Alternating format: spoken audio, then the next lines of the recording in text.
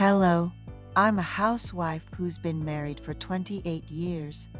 Having met my husband at a university social and then getting pregnant before marriage, I never expected that spending one night with my handsome husband would change my life so much.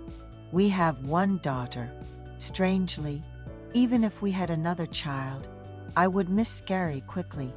In fact, my husband liked to go out, and I had to take full responsibility for making a living and raising our daughter, so it was too much to hope for another child.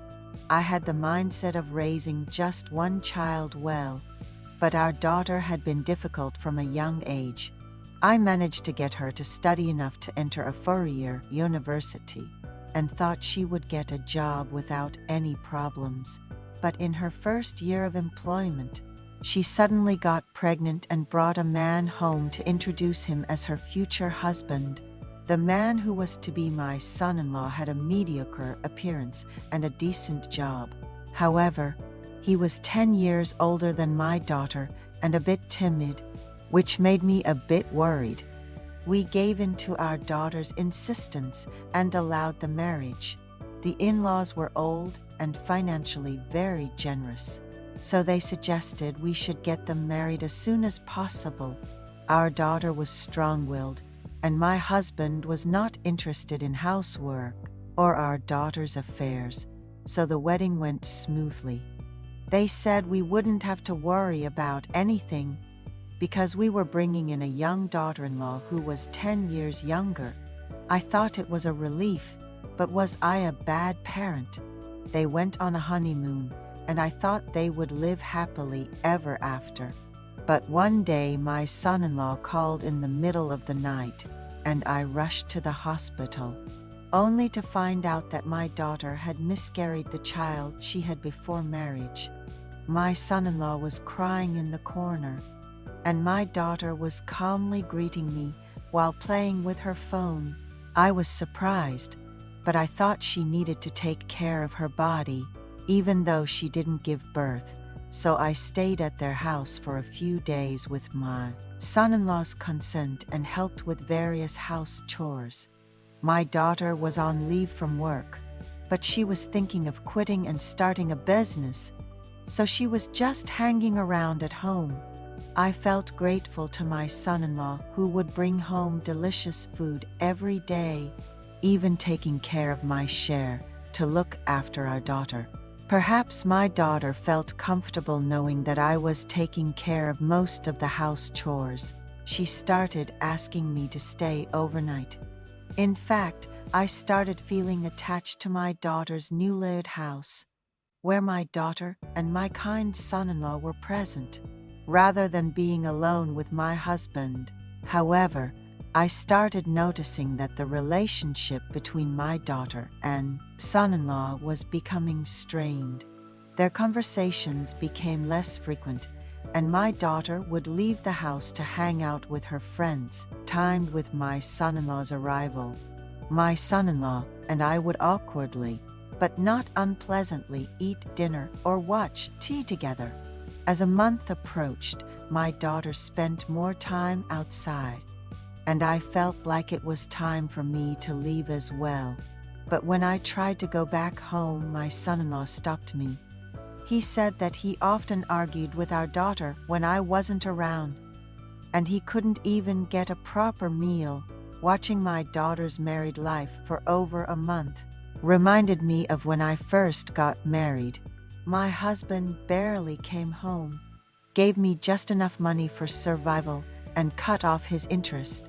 I saw myself reflected in my son-in-law often and felt sorry for him, becoming more and more depressed, so I decided to stay and at least provide him meals. That day, my daughter hastily packed and left for her all-night trip with her college friends. My kind son-in-law was excited to give her some pocket money for the trip, seeing my daughter excited like before she got married. I had no choice but to send her off to have a good time. My son-in-law came home in the evening and suggested that we dine out for the first time. We left the vicinity of the house tried out a hotel buffet for the first time in a long time, and went on a drive nearby until late at night. We came back home, and my son-in-law suggested we taste the wine he got as a gift from his company. The wine made me feel a bit tipsy. Recently, I had to stop several fights between my daughter and son-in-law, and I think I drank a bit more than usual, thinking there won't be any fights today. My son-in-law, who seemed to have accumulated a lot of resentment, started crying and venting his frustration. I felt guilty for raising my daughter wrong and seeing a grown man crying. I moved next to him to comfort him.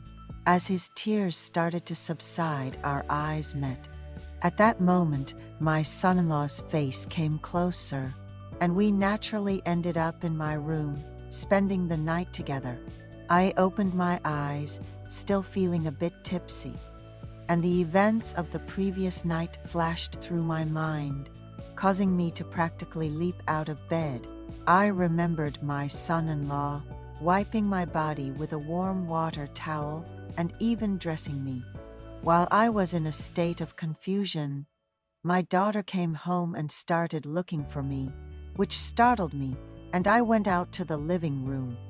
A friend of hers, who had been drinking with her until morning, had brought her home, and she was lying on the floor, calling for me.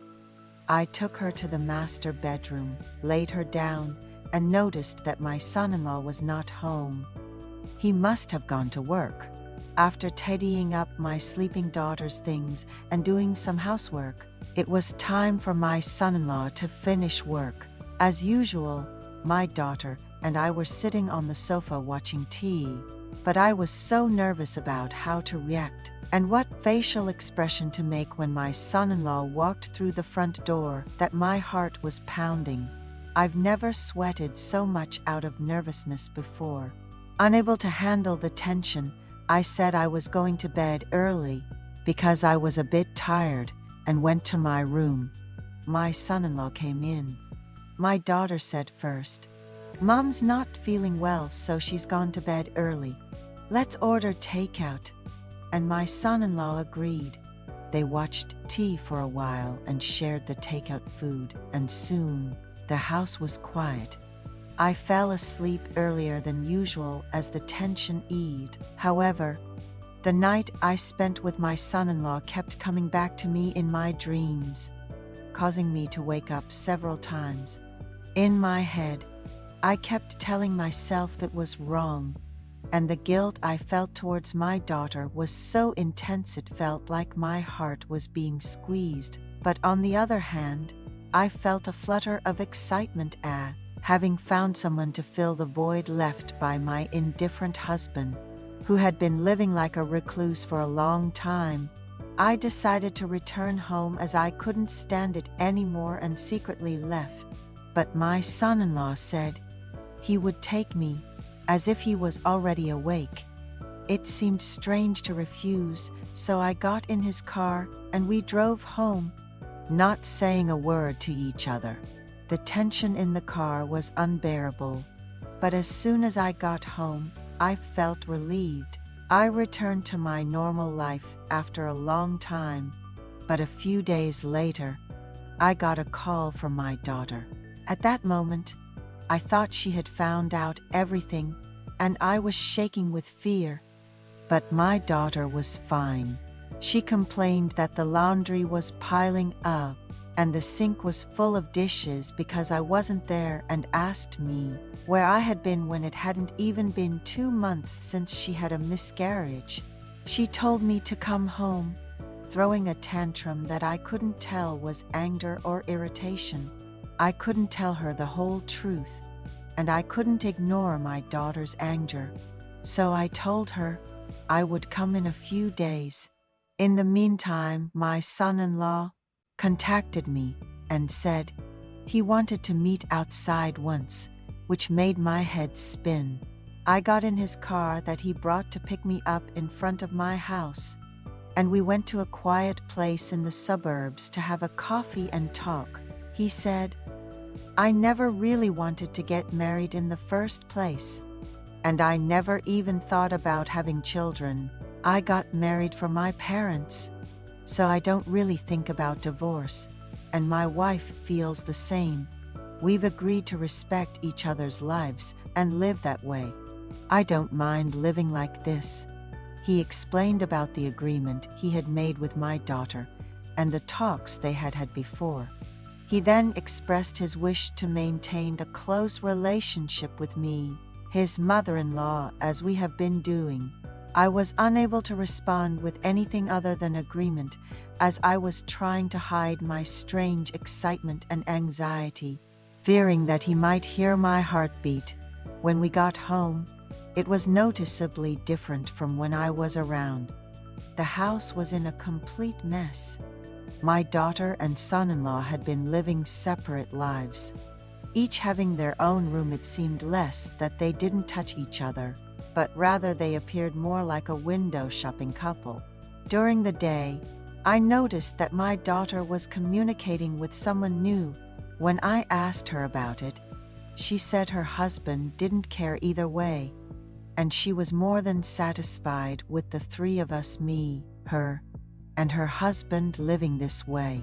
She even suggested that I divorce my practically non-existent husband and start a new life, expressing her wish for me and her father to split up and for a complete merger with her and her husband's family.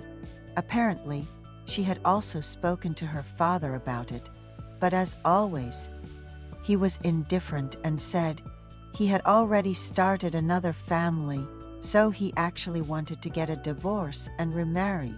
In fact, I had vaguely thought about it, but I'm now considering divorce. My daughter, on the other hand, seems to be keen on continuing her lifestyle of not caring about staying out all night or coming home in the morning to sleep, then going out again in the evening to have fun. On such nights, my son-in-law would signal for us to dine out. When I agree, he would go out for a while, then return to spend the night with me, whispering words of love. In fact, I guess I don't really hate the fact that I'm continuing this lifestyle.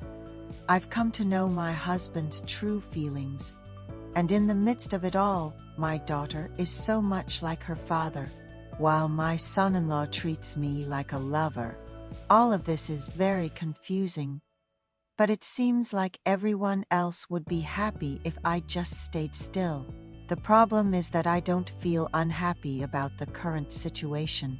Rather, I feel more vibrant than I have in the nearly 30 years of my married life. Unlike before, when everything felt lethargic and I just wanted to give up. My daughter may be out and about often, but she's also looking for a job and preparing to start her own business.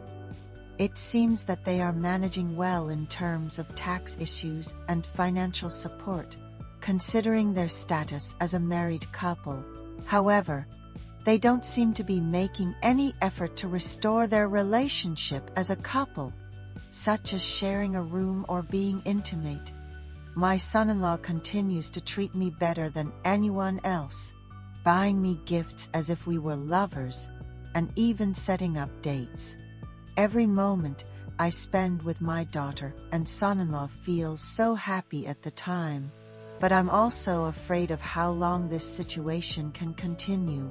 When all of these relationships become known and end, I'll be left with neither a husband, a daughter, nor a son-in-law. I do not want to excuse myself by saying that I've done nothing wrong, but I'm tormented because I have no idea how to end this situation, fearing that if I continue just a little bit longer, it will eventually go awry. Interestingly, these days, as I act as a buffer between my daughter and son-in-law, they seem to live as if they were siblings. I can see that my son-in-law is getting used to switching his attitude towards me as a mother and as a lover. These are such peaceful days, but I really don't know if it's okay to maintain this painful state. Rather, I feel a sense of melancholy at the thought that I'm finally enjoying the joy of being a woman, that I couldn't even experience after getting married and during my honeymoon. On the other hand, I always imagine the worst outcome due to the thought that this is a wrong relationship and I should correct it even now. What should I do?